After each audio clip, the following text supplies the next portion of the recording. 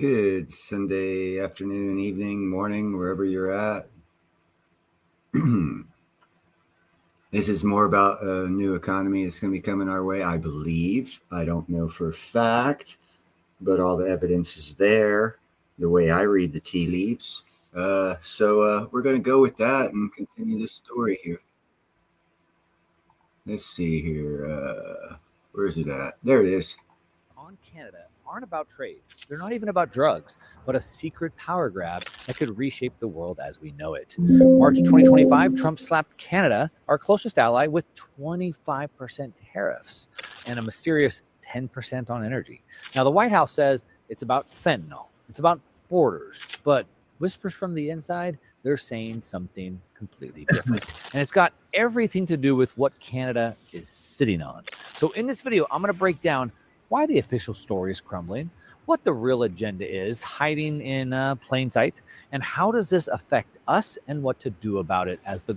Okay, before this goes on, I already know what he's going to talk about. I have watched like 5 minutes of it, and then I decided to go live. What it's about, when Saudi Arabia said they were going to join BRICS, shook up everything, and they said, nah, we're not going to join BRICS. And I did a video stating that America controls the energy sector of the world. That is 100% true, and that's what this gentleman is fixing to talk about, along with other things. But basically, it boils down to we are solidifying controlling of energy for the world. And that is going to be a catalyst for the new economy that's going to kick in, the new dollar and the new style of doing things. Global power game develops. Now, real quick, I'm Mark Moss. I've built and exited multiple tech companies, invested through multiple boom and bust markets, and today I'm a partner at a top Bitcoin venture. Let's just jump right in. Let's start by getting one thing clear. Trump didn't just wake up. He didn't just decide to slap 25% tariffs on Canada because he hates maple syrup and hockey. I mean, yes, that's the official narrative. And they talk about, border security, fentanyl, immigration, which are probably important things. But if you look closer, if you read the actual executive orders, if you examine what was excluded from the tariff lists, then it starts to look very different. Because guess what didn't get hit with the full 25%? Energy-related resources, oil, natural gas, electricity, coal, and buried deep down inside there, things like uranium, lithium, and critical minerals. These only got a 10% tariff, not 25%. So why the carve out? Well, it's simple.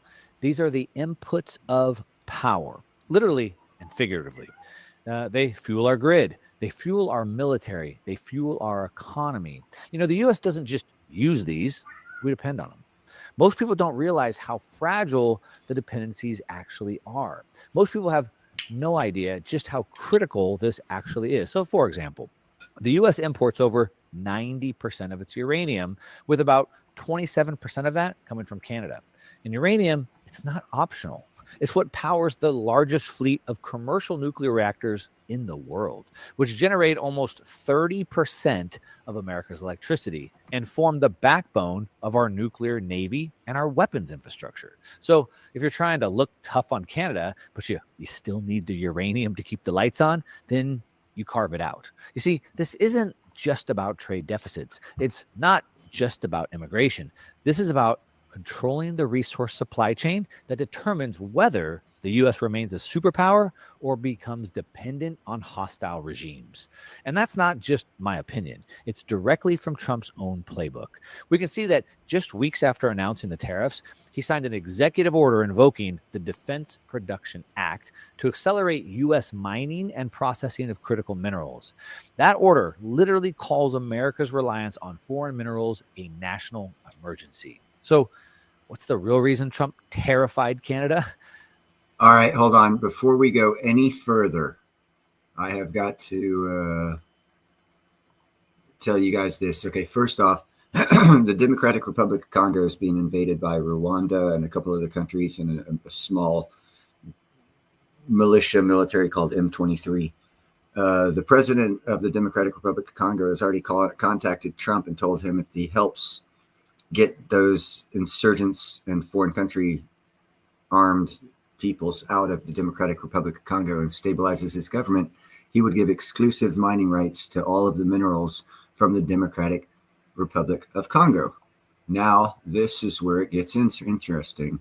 I have got to go to another screen and show you guys this. It says right here, the Democratic Republic of Congo country hosts numerous major deposits of diamonds, golds, copper, cobalt, tin, titanium, and lithium.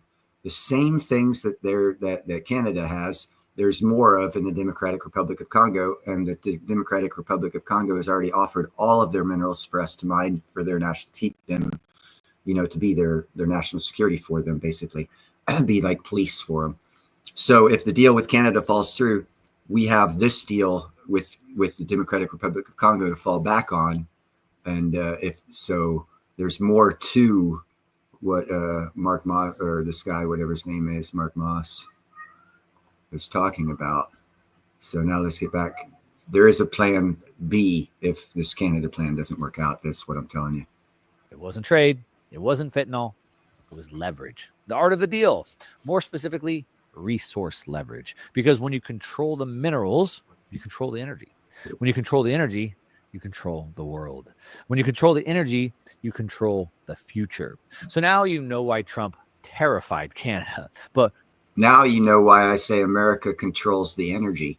This is just a byproduct move to guarantee we control the energy resources of the world.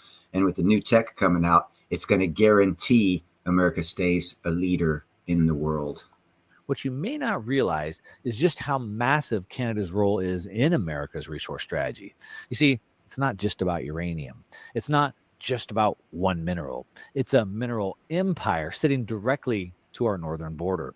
And for decades, we've quietly depended on it to run everything from our power grid to our military.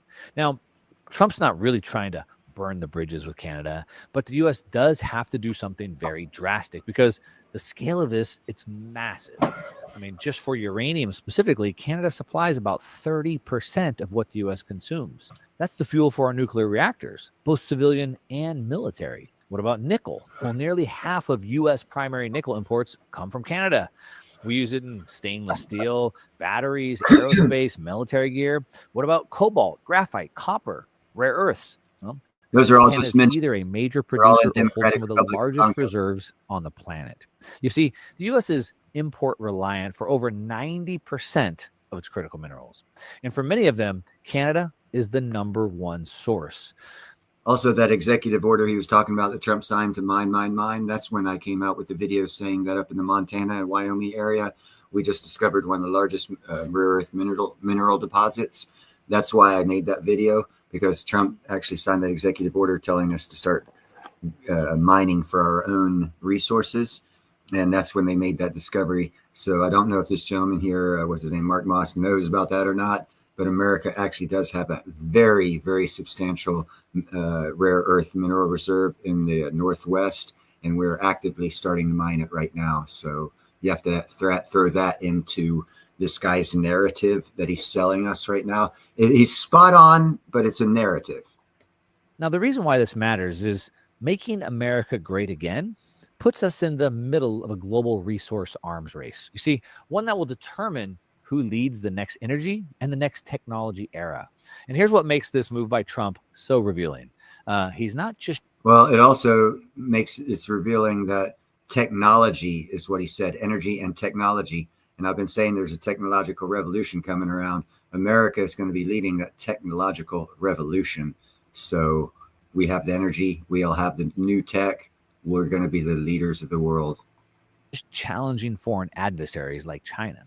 He's using economic warfare on a friendly ally like Canada to force a realignment of control. He doesn't want to just partner with Canada. He wants to make sure the U.S. holds the leverage, even over our closest allies. Now, that's not just a diplomatic move. It's a geostrategic power play.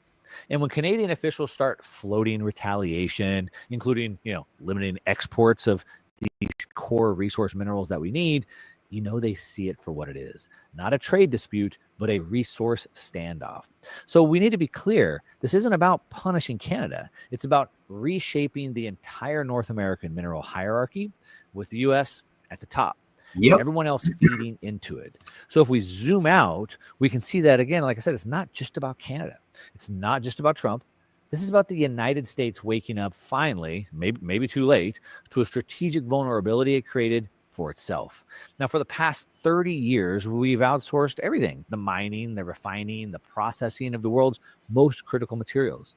We've offshored the entire upstream of our energy, defense, tech industries. And now, well, under Trump, under Biden, and Trump again, we're scrambling to get it back.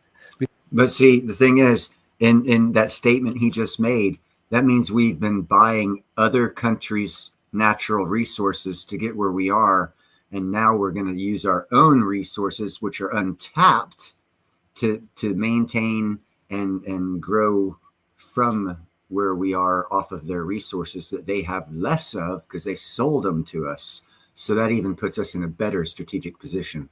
Because the stakes have changed. The U.S. is now entering a resource-dependent era, and the materials that matter most aren't U.S. dollars anymore. They're not just oil and gas anymore. They're uranium for stable baseload power, for nuclear defense. They're lithium, nickel, cobalt for EV. Lithium, nickel, and cobalt. They just made a discovery 2,000 meters under the sea, and a fresh land grab that America made. And nickel, cobalt, and one other mineral are just laying on the ground to be picked up. That discovery was made. I've done a couple of videos on it. So again, Mark Moss is selling a narrative. America has already beat this problem that he's talking about. I've done videos on it to validate that we have already beat the problems that he's now discussing. But I want, he's got a bigger source of people that watch him. So people watch him and they don't watch me, but he's actually behind the curve.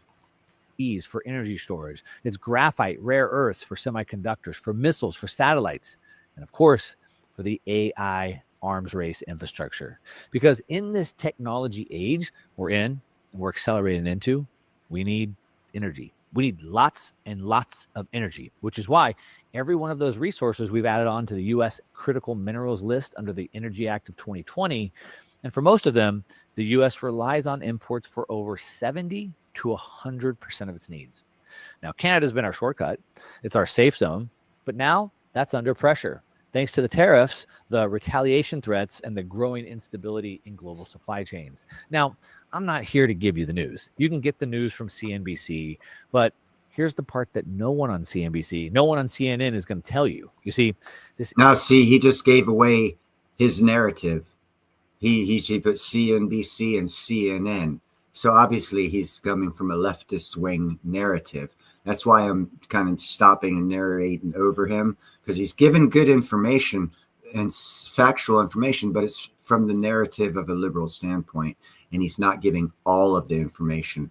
Thus, my stopping his video and narrating over it, correcting his narration or his liberalist viewpoint of how he wants things to end by, and he's leaving out key factors. Isn't just a trade war, right? It's a preemptive restructuring of the entire global resource order. Now, Trump's betting that if the U.S. doesn't force the reset now, it's going to lose the next 50 years of economic dominance. So he's using his tools that he has. He's using tariffs, not as punishment, but as positioning. He's telling the market that we're not going to be dependent anymore. We're going to mine it here. We're going to process it here. And if we can't, not yet, then we're either going to make it too expensive to import or we'll take control of the source. Now, a lot of people hear tariffs and they immediately think higher prices, broken supply chains, inflation, all those things. But here's the thing. That's the mainstream narrative. You see, history actually tells us a very different story. I'm going to come back to that in a second, but just know the goal isn't to make things more expensive. The goal is to make the U.S. less dependent, to rebuild the upstream, to create stable domestic supply chains that aren't held hostage by foreign governments or global choke points. And it helps make America great again by creating massive tailwinds for one category most people still ignore: the North American resource producers. Those are, domestic uranium miners, nickel and lithium developers, graphite processors. I mean, basically any company that's positioned to fill the gap the U.S. just opened up. So yeah, the story started with tariffs, but it ends with a full-scale shift in the resource investment landscape. And if you know where to look, you're not just watching history happen. What you're doing is you're front running it. Now, earlier I mentioned that the mainstream take is that, tariffs mean higher prices, broken supply chains, it's going to be inflation. And of course, that's the surface level reaction from people that don't really understand, that don't know history. So here's the thing. History. History shows us something completely different. Yes, it does. If we go back to 2018, in Trump's first term, he started doing tariffs. He put 25% tariffs, sound familiar, on foreign steel and aluminum under Section 232 of the Trade Expansion Act. And yes, after that, price spiked, but just temporarily. Within 18 months, U.S. steel production increased, prices normalized below pre-tariff levels, actually went down. What looked like protectionism ended up triggering domestic investment and industrial recovery. Now, that's not economic collapse. That's controlled reshoring. And that's the same playbook being run right now. This time, with critical minerals. The goal isn't to kill off supply, it's to restructure the control. Tariffs force the market to recalculate. They create friction, but on purpose, because friction reveals where the U.S. is exposed and where it needs to be rebuilt. Now, again, this isn't about Canada. This is even about the short-term numbers. This is about the long game here. We're talking about rebuilding upstream industrial capacity, securing domestic inputs for defense, energy, and tech. And if and also what he's talking about, but he's not saying, is that means there's going to be jobs, because manufacturing is coming back to America. That is what he just said without saying it. Of course, sending a message to investors, to you and I, to producers, and to allies. Either, get on board with reshoring or get left behind. Now, if that sounds extreme, good, I guess. I'm not here to debate whether this is good or bad. This is just what's happening. And we know as investors what to do, because this is the beginning of a new resource doctrine, one where America competes not on cost, but on control. We're not trying to be the cheapest. We're trying to be the most resilient. And that shift is going to send ripples across every major sector, from EVs to nuclear. And so while the headlines, they're still talking about trade wars, they're still talking about political drama, the real story is this. We're witnessing a structural reallocation of capital from global supply chains to domestic capacity.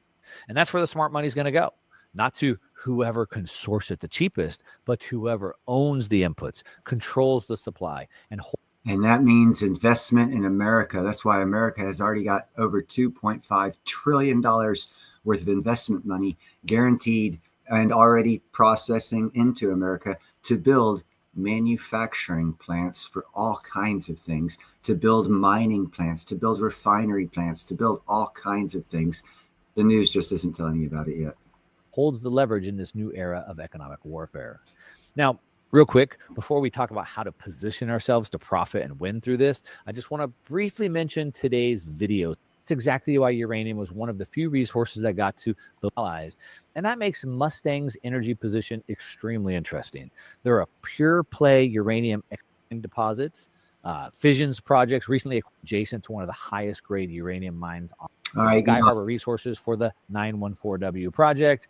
3,191 hectares of underexplored land in the southern basin, a hotbed for future discoveries. Now, their 2025 drilling program is lined up to tap this potential just as uranium demand ramps globally. But of course, thinking about timing, right now uranium prices are down about 36% from their peak earlier this year.